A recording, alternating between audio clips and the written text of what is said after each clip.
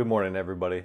So what I have going on today is I'm going to do an unboxing of the Vantrue dash cam. It's a camera that you can install inside of your car, and this is going to provide a bit of, I would like to call, an insurance policy when it comes to driving your car in your daily commute. You may ask yourself why you want such a thing. It's almost inevitable at some point in your life you're going to get in some sort of incident with another human being out on the road, whether, God forbid, it's a major accident, but I mean, it's very common to even have a minor incident. You never know who you're going to have to deal with in these situations. They could be a complete maniac, but you just want a way to protect yourself in situations like this, to provide valid proof of whatever incident may have happened.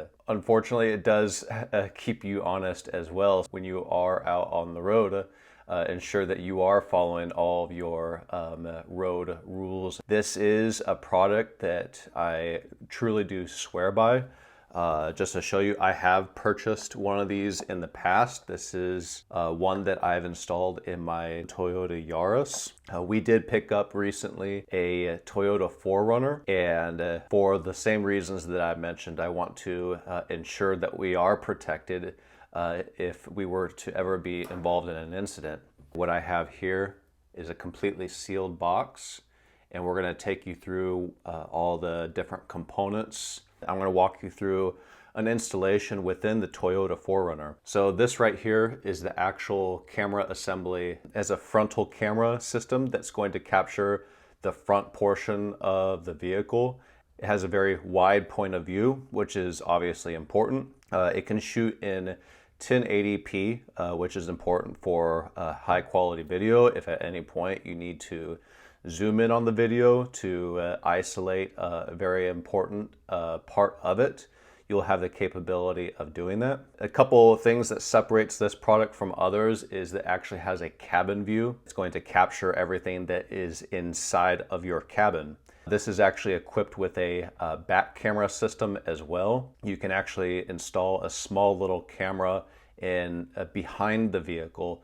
When you are parked and away from the vehicle, it still has the capability to record. Basically, what happens is the camera can actually be disengaged and turned off, but if it senses any sort of movement of the vehicle, then the camera system will actually be triggered to turn on.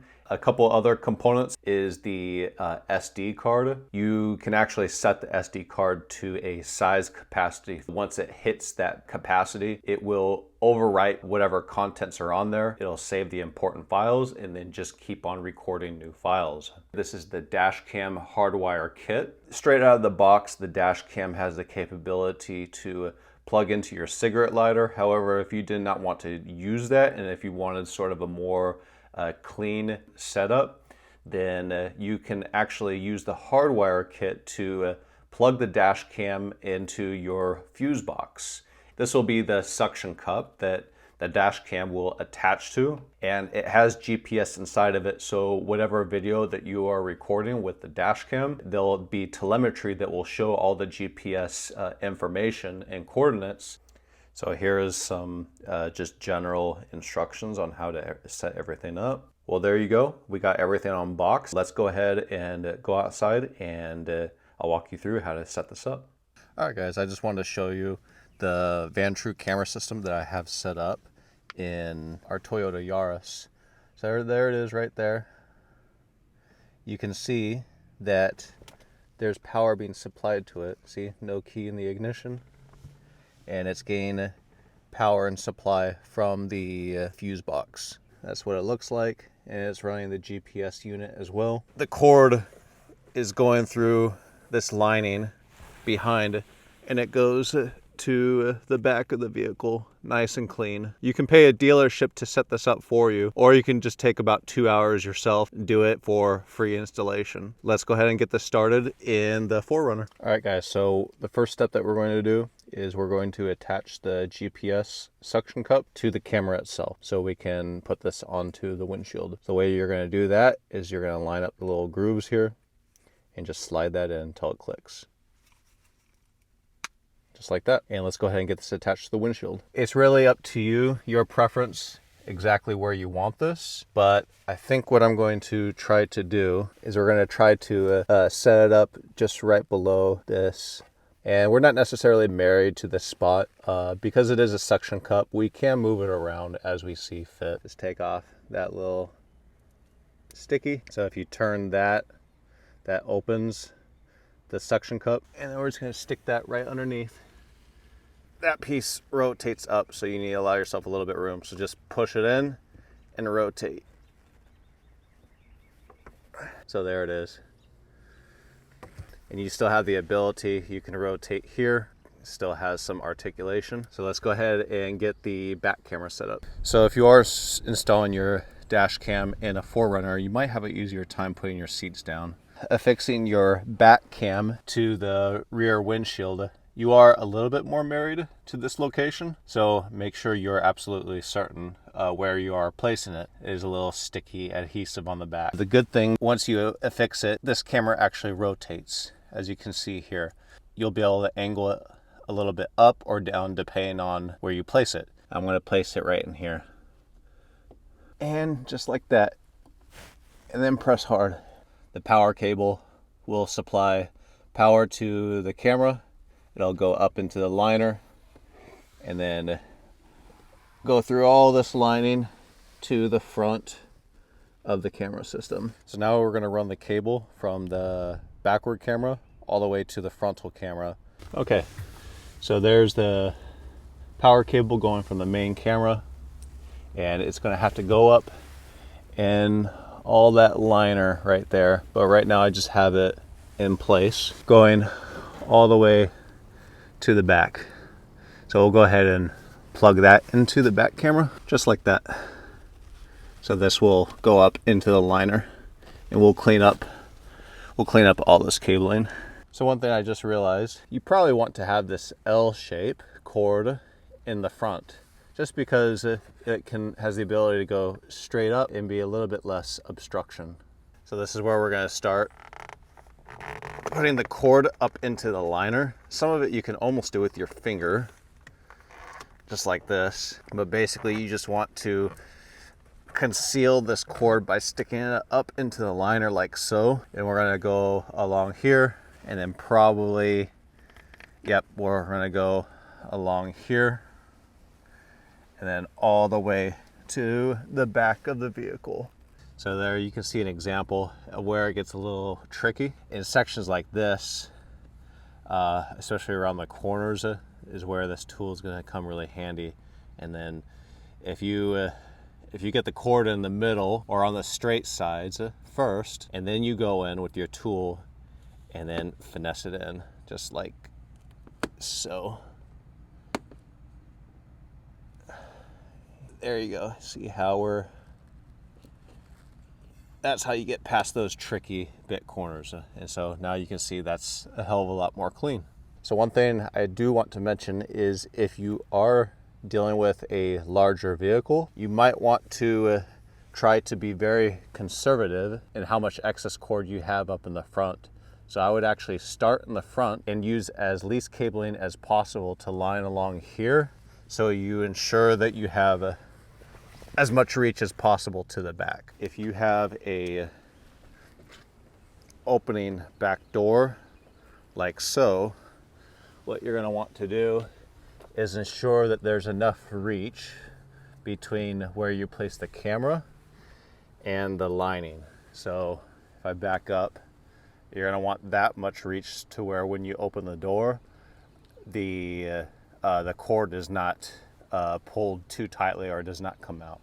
So one thing that you might want to think about when you're starting to approach the end line, when you're going to get all this cabling hidden, is if you do have any excess wire, where that is going to go, because there might be some spots where there's not a lot of place to store excess wire. So I think it's definitely going to reach.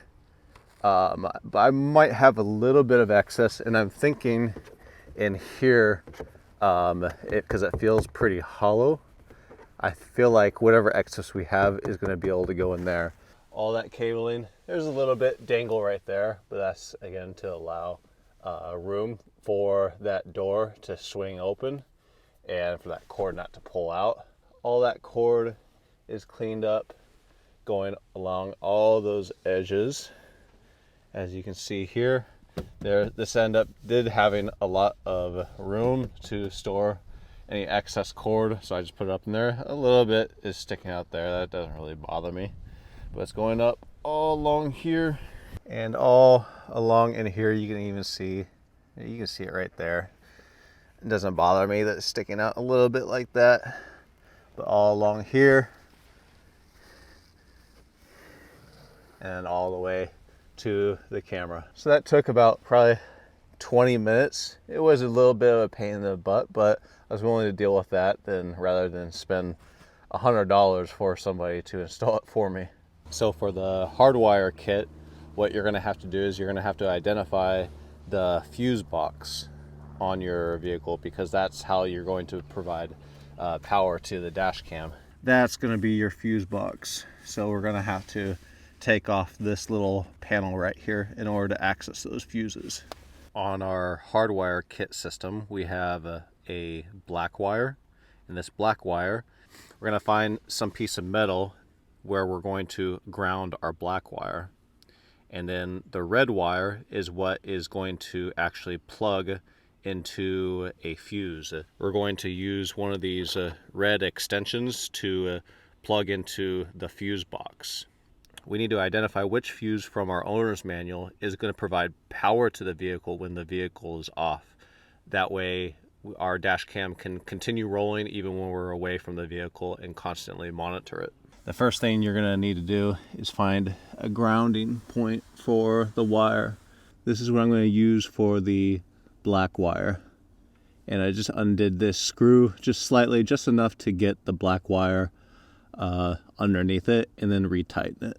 So now the second step, I already got this panel for the fuse box removed. After a little research, I couldn't find it actually in the owner's manual. After looking online, I've determined I should probably be able to use this accessory port. I pulled out this accessory fuse from it. If you don't have the little puller, some needle nose pliers should be able to pry it out. But just be careful not to bend the little metal rings.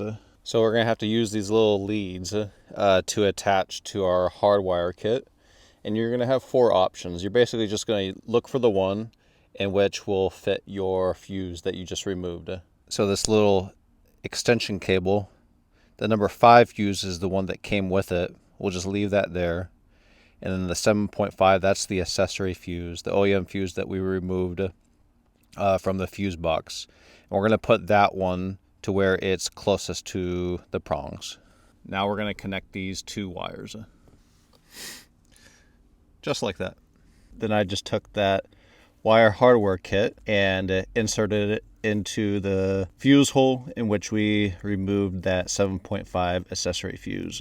And as far as the rest of the cabling, there's still some kind of loose cabling here. I'm just going to tuck it under this little well right here. So the way that we're going to test this and see if it works is if we got it correct, then once we plug this into the dash cam, it should turn on.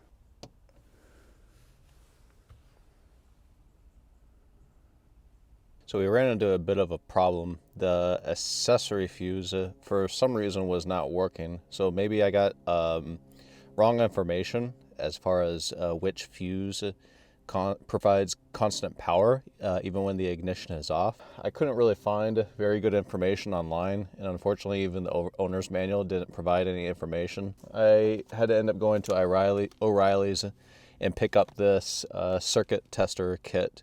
So this is what I'm going to use to figure out which fuse provides constant power when the ignition is off. All right, so I believe I found a fuse port that's going to work. We have the alligator clip right here, and we're just going to connect that to metal to ground it like so. And then we're going to take the tester, and if this works, then this little area right here will light up. So I found a port that is empty, and we're just going to test it right now. And as you can see there, look at that.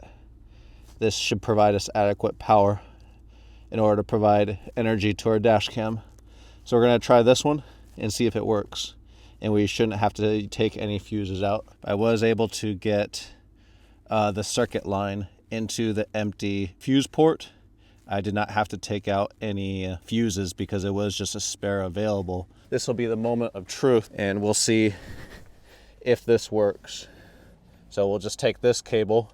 This is what's going from that circuit fuse line, and we're just gonna plug it in right here and see if it works. There it goes. As you can see, there's no keys in the ignition, and we have full recording, and that's exactly what we wanted. So now all we're gonna do is we're just gonna clean up this line. I'm gonna run it through here the same way that we did with the other line, and just tidy it up a bit. So yeah, you can see both of those cords go up into the liner and goes all along here, both cords down here, down this way, and boom. And we do have a little bit of excess along with this. All we're gonna do is tuck that underneath this little well right here. So there you have it, guys. That is the final product, the dash cam. And then we have the back dash cam. It's all powered through the Hardwire kit system that is fueled by the fuse box kit. Everything's nice and clean, professionally done, and all with minimal cost. So yep, just finished up the installation of the Vantrue dash cam system, and overall it was really successful. My biggest recommendation would be to simply wait till maybe one of your days off and really take your time installing everything as professionally and as neatly as you can. I didn't have to use one of these circuit testers before on the Yaris because I was very easily able to find out that the OBD fuse was going to be able to provide power even when the ignition was off. However, with the 4Runner, it was a bit different. Both the OBD as well as the accessory fuse both did not have power with the ignition off. I couldn't really find much information online. Even the manual didn't really have any information. So in that particular case, pick one of these up. You can get it at an AutoZone or O'Reilly's. It's just a little fuse circuit tester kit. You simply just use the alligator teeth to ground to something metal, and then you'll use the tip to touch one of the fuse ports, and if it does provide power with the ignition off, then that this little light will light up. So that was really useful. It was like $10. Definitely pick one of those up. And if you are interested in getting the Vantrue dash cam, highly recommend it. I'll leave a link down in the description. This is not sponsored by them. This is just a product that I've used and I swear by, and I've really enjoyed using it. So check it out if you're interested. Take care.